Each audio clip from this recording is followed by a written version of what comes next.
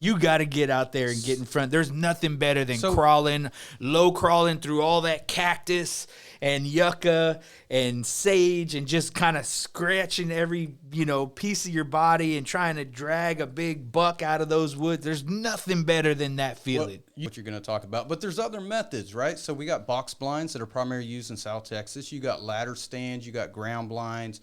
You got saddles. You got hang-on stands. You got just ground hunting, no blind, just old style on the ground, out there grinding and getting it, right? So that's what we're gonna talk about.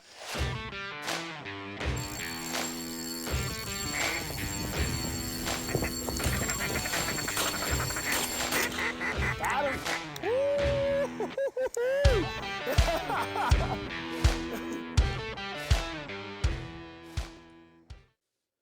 What's up, everybody? Welcome to another episode of the Cast&Blast podcast. I'm your host, Pinche Ben. Joining me is my co-host, Nasty Jim. What's up, everyone? Jim. You guys, welcome to episode 57. 57. We're there. 57. What are we going to be talking about today, Jimmy? Man, I think we're gonna be talking about a little bit of stands. Are we talking deer stands? Deer, hunting saddles? We talking spot and stalk, hunting from the ground? What works best? So, different hunting methods. And we'll get into it and dive deep with you guys. But before we do that, we want to highlight a comment of the week. In one of our previous episodes, we said we were going to start doing this to kind of engage with our audience. And we had a good comment come in on episode 55, Hunting Over Bait. Jimmy, why don't you read that comment? Yeah. All right. So here we go. Like Ben said, we did that episode in 55, Hunting Over Bait. And that's always been a controversy. So here we go. And this comment comes in from Swamp Stalker 11. Good name. Yeah, good name. Swamp Stalker 11. He says, and this is about hunting over bait. He or she, they say it's definitely an advantage, and it's cheating, laugh out loud. They know your bait is going to be there. That's not hunting. I live in New York where 90% of land is privately owned, can't use feed or bait. I try to find the natural food sources to hunt around. Bait would definitely bring in bigger and fatter deer. So with that, Swamp Stalker 11, understanding that you live in New York and baiting is illegal, if you could have a feeder, would you? That's question number one for me, is would you have a feeder? Because as we said in that episode, we use a feeder as a tool for a lot of different ways. It's like having a toolbox with no hammer in it, if you will. If you could use that hammer. You also state that you look for, natural food sources. That would be your next best option, in my opinion, if you're looking for acorn, good acorn flat, persimmon trees, fruit trees, apple trees, whatever the case is. Hunt over those areas. So, good comment. I like it. And thank you for tuning in from New York. That's pretty cool that we're reaching a wide base audience and people that are getting after it in other states, man. And they're talking and sharing their experiences from different perspectives and things that might not be working for them in their place. And that's a perfect example. One, it's not legal there. So that ends the debate whether you're going to do it or not. Mm-hmm, and then two, they're talking about hunting different methods, like, over food sources. We would do that too if they were quite abundant, huh? And I hope today's episode is going to be just as, relevant and close to home for him as we talk about, these different practices and styles of hunting. So Swamp Stalker 11, if you could send us an email at info@castandblastpodcast.com, we'll make sure to give you a free gift. And if you're watching right now, 1, make sure you're subscribed. 2, make sure you like this video. And 3, make sure you drop a comment so maybe you can get highlighted on a future episode and we actually highlight the comment of the week. We're going to be doing this every week, highlighting a comment from a previously recorded episode, kind of re-engaging with that little bit of a topic. And, you guys get a chance to get your comment on the screen and everybody gets to see it and be part of this. And we'll end up sending you guys a free gift. So let us know in the comments if there's some things you guys want to talk about also, and we'll get those topics going on the podcast. With that being said, Mr. Nasty Jim. Oh, no. There has been a lot of things which led us to this topic. We've talked about... I think our own conversations. Absolutely. And our own experiences. Yeah. So we talk a lot about, prepping for the hunt, what you need to know, what you need to, prepare for, how you need to pack, what you need to have ready, the bare necessities. But what we haven't gotten into deep is the different methods. And what works for me, you would agree, might not work for you. Yeah, exactly. There's so many variables that, these different methods, some, pros outweigh the cons in different areas for different reasons. And that's kind of what we're going to talk about. There's not one of them that's any better, any worse. We're not saying that one is not good. There's just some that work better in certain situations than others. And that's kind of what we're going to talk about today. Well, let's get into it. I grew up in South Texas. And in South Texas, there's no better way to hunt than spot and stalk. You got to get out there and get in front. There's nothing better than low crawling through all that cactus and yucca and sage and just kind of scratching every, piece of your body and trying to drag a big buck out of those woods. There's nothing better than that feeling. Well, you said a word that, you said two words there you said South Texas and woods. Right? Where are the woods in South Texas? Yeah, if you can't tell, there was a lot of sarcasm in my statement.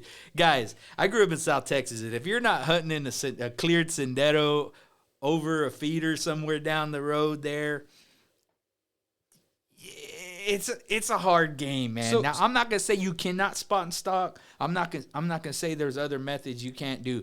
It's just tough. Well, let's talk about the methods that we are going to talk about and why down there you hunt the way you do. So we're talking South Texas right now. So I'm going to assume that we're talking box blinds. That's what you're going to talk about. But there's other methods, right? So we got box blinds that are primarily used in South Texas. You got ladder stands. You got ground blinds. You got saddles. You got hang-on stands. You got just ground hunting, no blind, just old style on the ground, out there grinding and getting it, right? So that's what we're going to talk about. And then you're in South Texas. In my opinion, there's only one way to hunt South Texas. What is that? For you? For anybody. I don't care who you are. Dude, I'm going to tell you right now, if you're in South Texas, you better be in a blind. You better be in a blind. Whether it's a ground blind, that'll work too. Just a pop-up ground blind, you can set those up, and you can get you can feel part of the elements, you can move them, and you can adjust. But typically the way it's set up down there is you clear a clearing. Down in South Texas, we call them senderos. You clear a sendero, you have a feeder down in one end and a blind, and you basically set up a shooting lane. And you're just kind of waiting and observing those animals coming in, and there's traffic patterns and whatever. So it's got to take a little bit of sitting and observing before you set them up. But that's typically the method, man. And that's your typical box blind type, stand method. And we'll talk about where that is. Since we're on that topic, let's talk about why that is, or where it's most applicable, and when that would probably be your best bet to use. So one, South Texas, if you're in a topography and you got vegetation like Ben was talking about, the cactus, the cat claw, the everything down there wants to bite, sting, stick, poke you, right? If you ever shot or cleaned an animal from South Texas, as you're doing that and you see the thorns and the pus pockets and the infections from those thorns, well, if you're out there spot and stalking, you're on the ground, you're grinding, you're going to get a lot of that in yourself, right? Now, box blinds outside of South Texas, they're all over the place. You see them from Canada, to Mexico and beyond, all around the world. They're good. They're very, very, very efficient, and they're very comfortable. In my opinion, the most comfort. So if you're looking for comfort, then that's the way to go. But not only that, most box blind, if you're hunting with kids, your wife, your grandma, your buddy, that's a opportunistic way that you're going to have somebody with you. And more than likely, it's going to be elevated, and you're at least going to see animals most of the time. Yeah, and I'll add to that saying, we're talking about mostly rifle hunting for a box blind. Reason why is because you're kind of elevated. You kind of got the wind in your favor now because you're kind of up there, depending on how high these tower stands go. I've seen them up to like 18 feet in the air. And then you got a steady shot. You got a rest. So, again, if you were taking out a kid or A new hunter. A new hunter, exactly. You want them to be comfortable. You want them to have a steady shot. And that's an easy way, just having a rest for them to kind of get ready, steady, and take an ethical shot. You can get away with more movement, more sounds, all kinds of things. So new That's hunters, exactly right. Yeah, That's a great method to use if that's provided, if that's an option for you. right. There's sometimes that's not an option, or sometimes you're sitting up in the stand and it's just not working for you. What would you do then? Well, everybody's going to be different. What I would do then is we're going to get into, I like hunting on the ground, but I would just get out and I would be moving on the ground. You know, I'm going to get out there and put boots on ground and cover. That's kind of what's driving this podcast topic, is because we're starting to see that frustration in hunters talking about, I've been getting out there and it hasn't really happened yet, and I'm getting impatient, and that's fine. But understand that there's a progression, and you got to be patient. I guarantee you this. Patience has killed more deer than any stand or any spot and stock or any special boot. Is that fair? Yeah, and if it's not patience that's done it, then it's luck, 100% guaranteed. You need two things to be a successful hunter. One, first and foremost, is luck. Two is patience. There you go. That's my opinion. So box blinds, right? Box blind, that's what we call them. Hard stands, box blinds.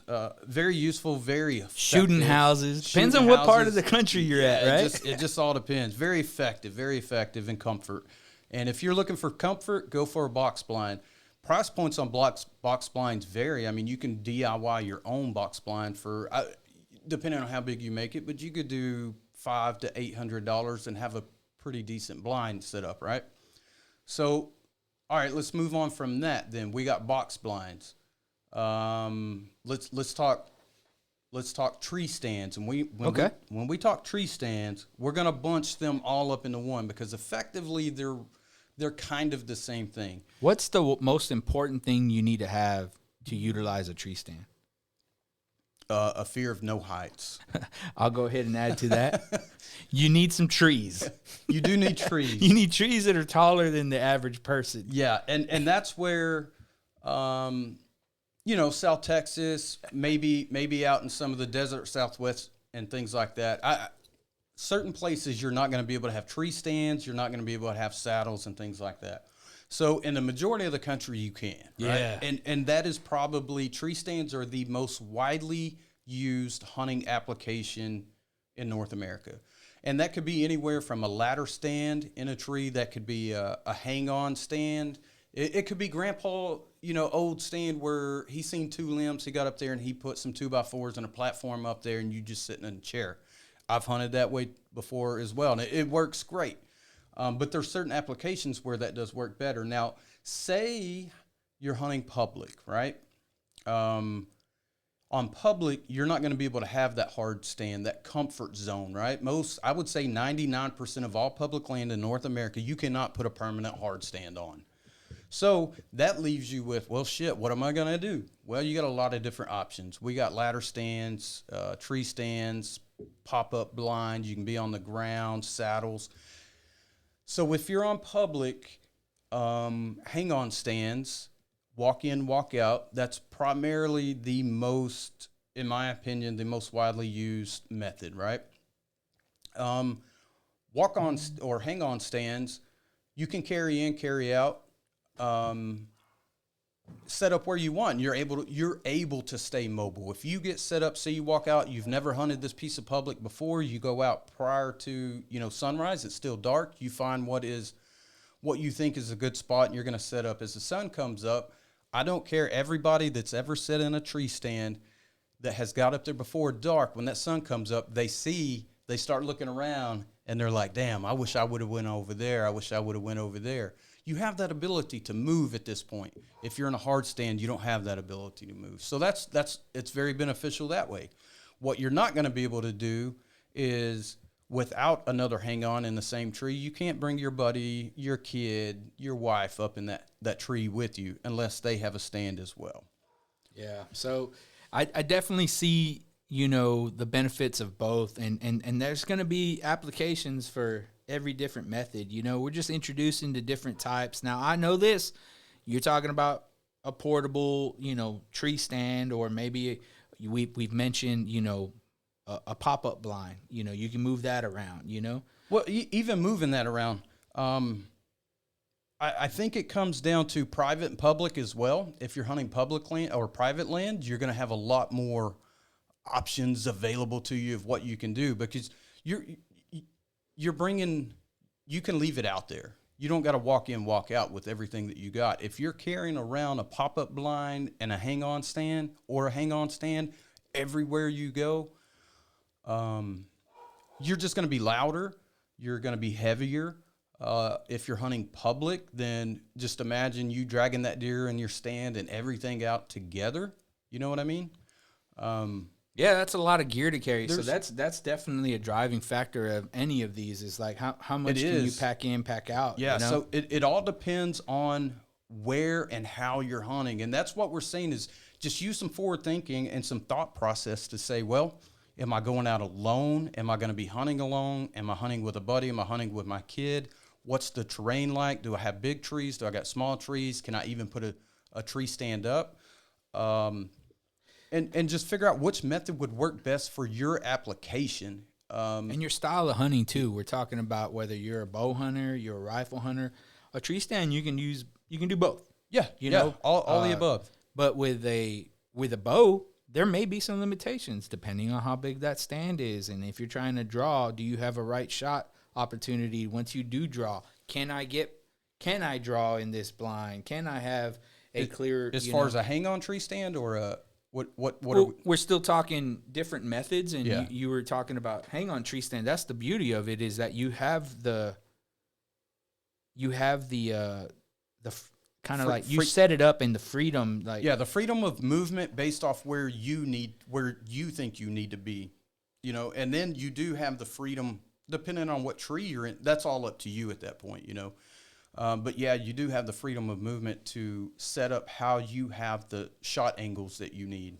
So in contrast to that, let's talk a little bit of, let's say we're doing a spot and stalk, or we're on the ground, and you're setting up in an area where you're just going to kind of sit still a little bit and kind of, wait. What are some limitations? Say you're a bow hunter. Yeah. If that came to be your method that you choose, or you kind of defaulted to, what are some limitations with that? Okay, so I know those limitations very well. You talked about, I made the joke about heights. I was in a climbing tree stand one time, and my bottom fell out. For anybody that's ever had that happen to you, it's terrifying and it sucks. So after that, sounds painful. Yeah, I become a ground hunter at that point. There's a whole story behind that we could get to at a different time. So bow hunting on the ground, that is my favorite way of hunting. And is it the most successful? It's not. You're not going to be successful 99% of the times you go out. But it is fun, and there are limitations as far as movement. Your movement, you are eye level with the animal that you're hunting. You have a complete disadvantage at that point. Camo, really, we say camo doesn't make a difference a lot. Camo does make a lot of difference when you're bow hunting on the ground. Patience and stillness is what you need. You need to look for a spot that you can set up to break your outline, your human outline, whether it's against a big tree, whether it's you're in some CRP, some brush of some sort or whatever. Now what you have to do is you have to cut your own, not cut shooting lanes, but you have to be able to draw that bow from the ground without your cam sticking in the ground. So when you set up, you need to draw. You need to go full draw. Swing your bow whichever way you can shoot. Find those limitations. After that, you do not move until you're ready to take a shot. And that's the difference between having that freedom up top in a tree stand and sitting on the ground. And that's what I wanted to kind of get into, is that you will find that you may be in a well blinded in spot that you can take cover, but that doesn't necessarily mean it's conducive to a proper shot, whether it's bow hunting or rifle. That's correct. It doesn't. And that's why if you are bow hunting from the ground, you need to practice those shots of how you're hunting. So if you just go out and you're standing and you're shooting your target every time, that's the only way you shoot. When you get out there in the woods and you get that hard shot where you have to you got to split the difference between two branches or whatever, then that's the wrong time to be taking that shot for the first time. You need to get out, lose some arrows, and shoot those hard shots if you want to hunt from the ground. Now, hunting from the ground it's very intimate, right? So if you take a deer from a tree stand, a saddle, or something like that, it's death from above, right?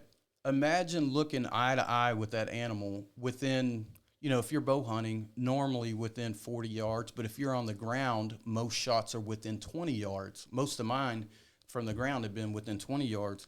And you're eye to eye with that animal, you're not going to get a bigger hunting rush than that. I promise you. So in addition to that, I also think it's important to, you said practice, basically train as you fight, right? Practice shooting, taking shots from angles that you would be, whether you're on the ground, whether you're standing up, whether, go back up to that tree line and see if you, get that limitation and know what your draw is and know how far you got to be. But in addition to that, what gear will you have on you when you're out in the field hunting? Practice shooting. Say you got your bino case on your chest or all that. If you're going to have that with you in the field, you need to take practice shots with that on as well, because it's kind of like catching a football out on the road and then throwing full pads out and going and trying to catch that. It's different. So, or if you know that I've been taking shots without this gear on and you're in an area where you can kind of down that gear, take that gear off, set it down beside you, and kind of limit yourself to what you are. Those are your limitations. Whether you're shooting from a stand, you're shooting from a box blind, or you're shooting on the ground. Know your limitations and shoot within those limitations, because that is what your success is going to be based off. And how many times have we heard it, man? Our friends call us up, man, I didn't have this, I was used to shooting, man, but I wasn't used to having my bino case in front of me. I drew on it. It kind of threw me off, and I got to tell you, I need to go out there and take some shots with this bino harness on or this and that. Jimmy, I know you've heard that. We've been together in the truck hearing these conversations. That's exactly right. And my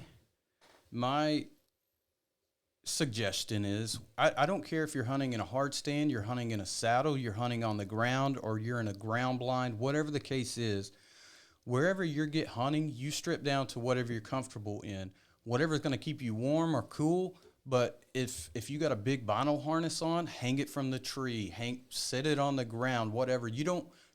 Anything that could get in your way, it'll cause more noise if you move. If you got protruding things off your body, you're not used to that. You're going to make extra noise. So you want to sit everything as far as just take it off. And not only that, but you silhouette yourself. In my perspective, my opinion, you silhouette yourself. Usually it's different camo pattern. Everything is different, right? And I'm not saying mix matched camo doesn't break up your pattern, your silhouette, but I think if you have a bunch of shit on, it's going to look different, if that makes sense. No, it definitely does. I mean, you want to, when we are out in the woods, you're trying to create the smallest profile you can. The smallest you can. Now think about, you got a big ass bino harness on your chest. Yep. You silhouette yourself, you turn this much, you may have a backdrop behind you, but if you go this way, it's no different than raising your hand or moving your body. Thank you. Exactly. Yeah, so and illustrate that, Jimmy. If you were standing up and you're giving a profile right now, right? I'm staring straight at you. I'm a deer, and I'm trying to figure out what it is that's in front of me. And I'm looking, and I'm sitting here going, that's the deer activity, right? They're staring at you. So imagine this bino harness on you. Yeah. And you do a side profile and it's protruding. Yeah. You just created more of a silhouette than what your body would have. And your body is probably going to be backdropped, or you're going to have a tree backdropped or limbs, leaves, something behind you. That protruding bino harness or something else could, potentially stick out past it, depending on the size of the tree, limb, whatever. I don't know. It's just one more variable that could be in your way. Yeah, we just wanted to illustrate that without, sharing a different video or anything like that. It's just simple things. Like I say, if this is my profile and I'm trying to stay still and I'm not trying to create a different object I don't want to introduce a different pattern or a different breakup to that animal that's staring at me eye to eye. Like Jimmy says, sometimes as close as 20 feet, 30. Imagine if I went from this silhouette, my shoulder line, everything. It's already a big enough profile. Now let me introduce this. Yeah. Look at what that does. That's all it takes. Look at what that does to my profile, my silhouette. That just introduced something else. That's enough for that deer to jump. And He's gone. Yeah, in the world of deer, anything that seems unnatural is not something that they see every day. They're gone. They're not going to stick around to figure out. You may have a doe. They may pull the. I'm going to try to figure this out, but they're staring. You're not going to get a shot out because they're already alerted to you. They've already figured it out. When they're staring at you, they're locked on. You see that they make eye contact. What you're seeing and what's happening is that deer is trying to figure out what it's trying to register what it sees. Yeah, it knows something isn't right. Their vision isn't quite as clear as our vision is. Say we'll give it a 20/20. We got 20/20. Average person, good eyesight. What they do have is lateral move. They pick up lateral movement way better than we do because of the way their pupils are shaped. Right? Yeah. And they see 270-degree, circumference. Well, now, explain a little bit of that so we can learn from that too. I mean, their eyes are positioned on their head different than we are. Yeah, sure. So they can see 270 degrees around them. So if you're, at a almost a backside profile of a deer and you're like, oh, they can't see me. No, they can see, unless you're down near directly behind them, they can see you. Yeah. They'll pick that movement up even with head down. I know a lot of times, I'm guilty of it before too. I make a little movement and I'm like, there's no way that deer can see me, and it pop its head up real quick and I'm like, what the hell just spooked that deer? Well, it was me. Yeah. And I do it too. I mean, I've done it a lot and learned from those mistakes where I think the deer's head is down and they're feeding. Mm-hmm. Well, guess what? Their eyes are on the side of their head. So that deer is yes, it's not focused on you. It's focused on its food, but its eye and its peripheral picks up movement. So how many times have you been out in the field? Let me know in the comments right now. How many times have you been out in the field and you've been staring at a deer and that deer goes to drop its head and feed, whether it's eating on briars or it's eating that big old corn pile you poured out there over a feeder or whatever, that deer takes his head down.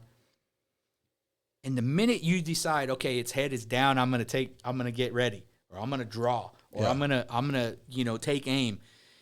You just made a slight movement and that deer just goes right back to you. Yeah, right to you. Let me know in the comments if that's happened to you. I know that's what is happening because we sit out there and do a lot of observation. We do a lot of time of animal behavior. What is happening is that lateral. If you look at the pupil of a deer's eye, it's not like ours is round. Yeah, theirs is I don't know what it's called, but I'm not a scientist. It's like a lateral line. It's a lateral line instead of a round pupil.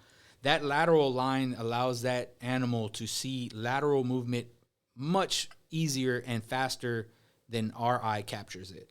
So we might have a straight, clearer vision than they do, but they pick up lateral movement way faster and way easier than we do. And for that reason, that is why your movements and your discipline and all that stuff take the biggest, precedence over sitting comfortably or any of that. Because all of that comes into play of which style you want to hunt. It does. That's why we're talking about it, because y'all may be thinking like, man, we're talking about different stands or whatever. Why are they talking about the way a deer sees? Because that comes into play. You got to think about that when the area that you're going to be hunting in. Also, is it a morning stand? Is it an evening stand? Is the sun going to be in my eyes or a shadow behind me? Is it going? There's. If you had a choice, Jimmy, where would you want the sun? I want the sun behind me. I want the sun in their eyes. In their eyes, right? I want the sun in their eyes, and I want to be in the shadows. Yeah.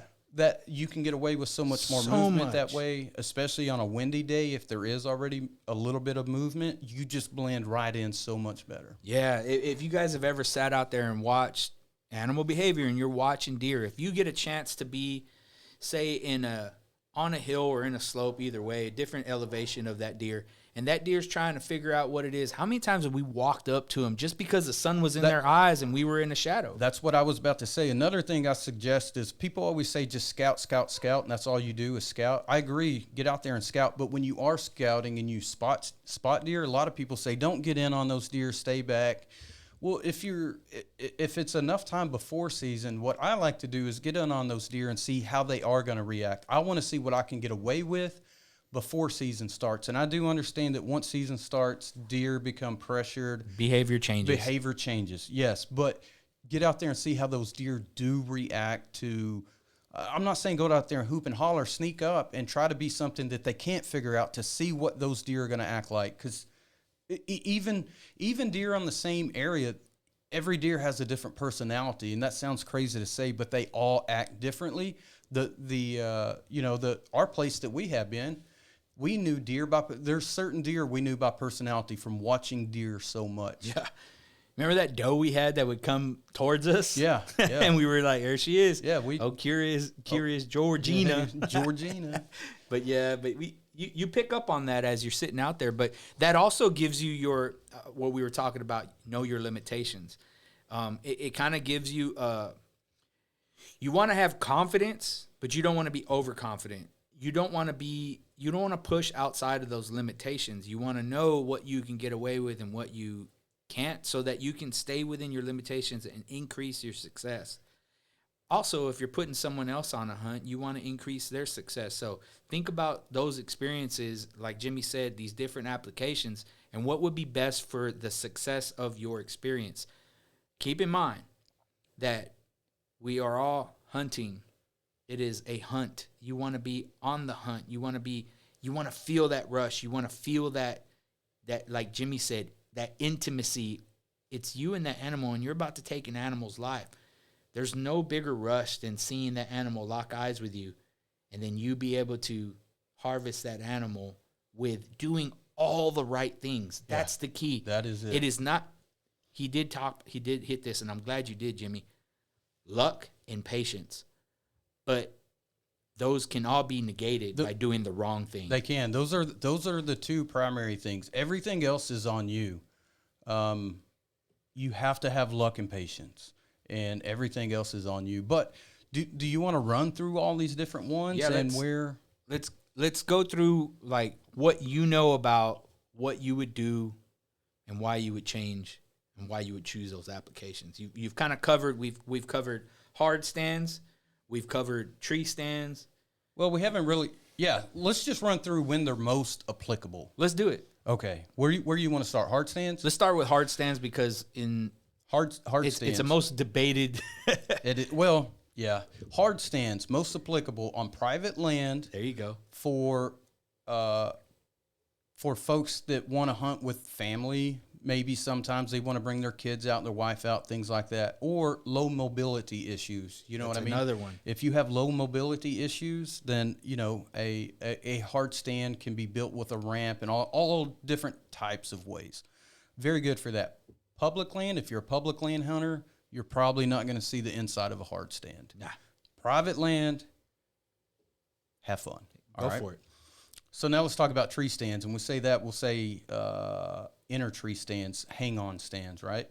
Very, very, very useful for public land hunting. If you're getting in and getting out, they're pretty light nowadays. You get your lone wolves and things like that, but you're carrying the seat, the platform, the climbing sticks, right? So that all used to be about 25 pounds worth of gear. Well, they've gotten it down to under 8 pounds. Actually, weight about 8 pounds, you're going to carry all of that. So you're carrying a little bit more stuff around with you. And if you're hunting public land, you harvest your animal, well, you're packing all that shit back out with you, kind of tough.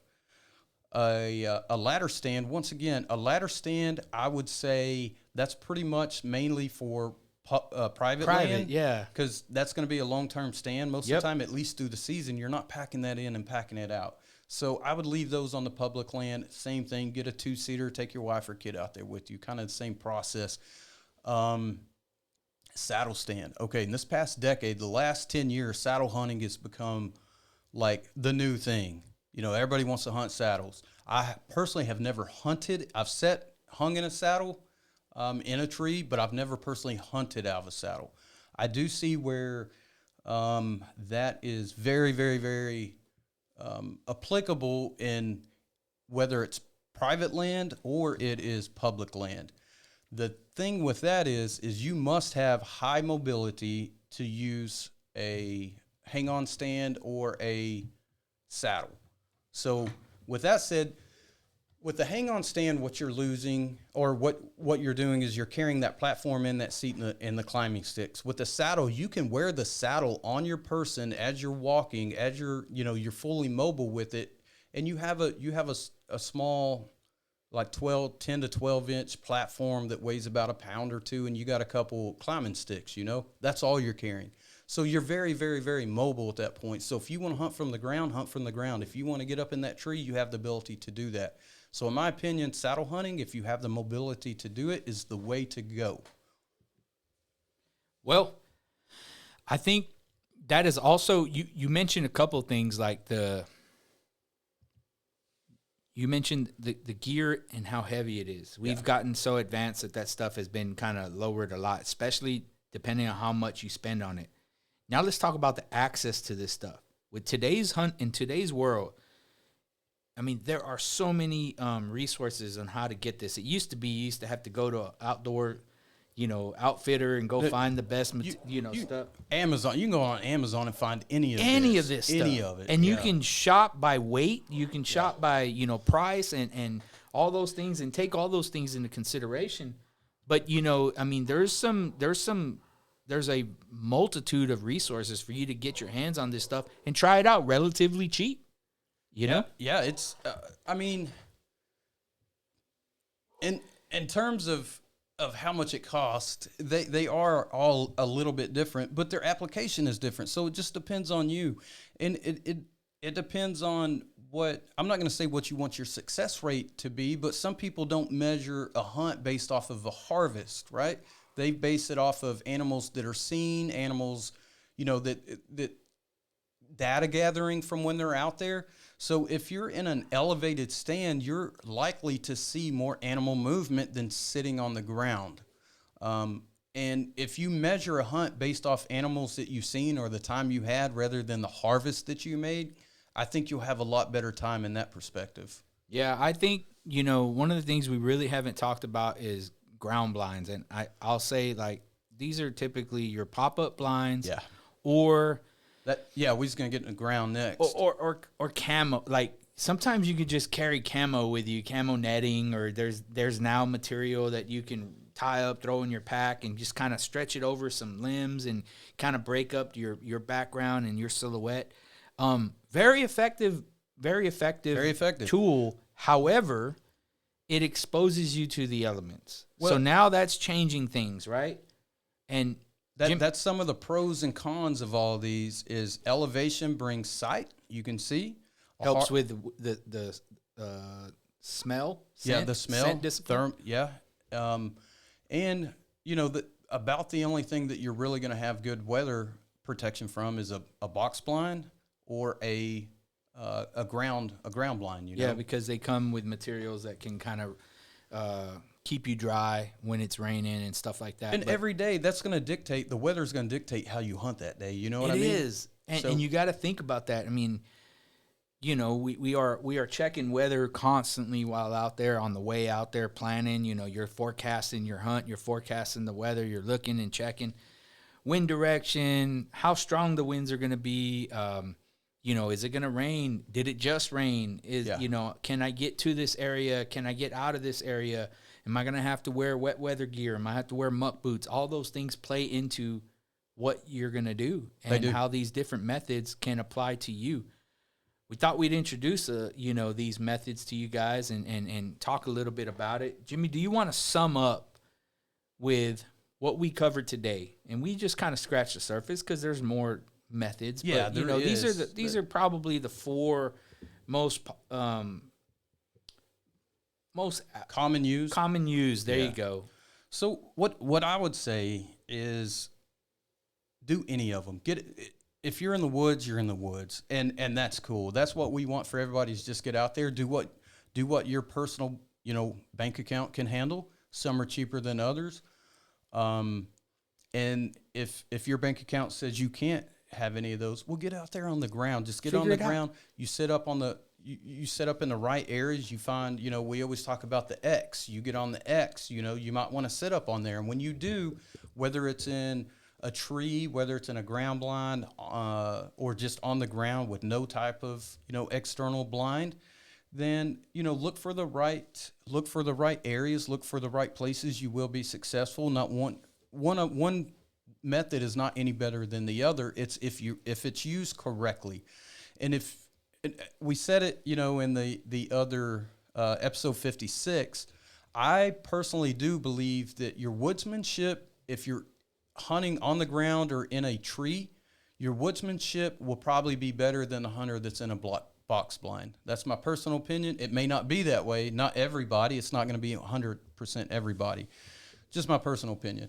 So bottom line is, not one way is any better than the other. Just get out there and get in the woods and see which one works for you. Look at the landscape, look at how you want to hunt, who you want to hunt with, and figure out which one would be best for you. Do the research, yeah.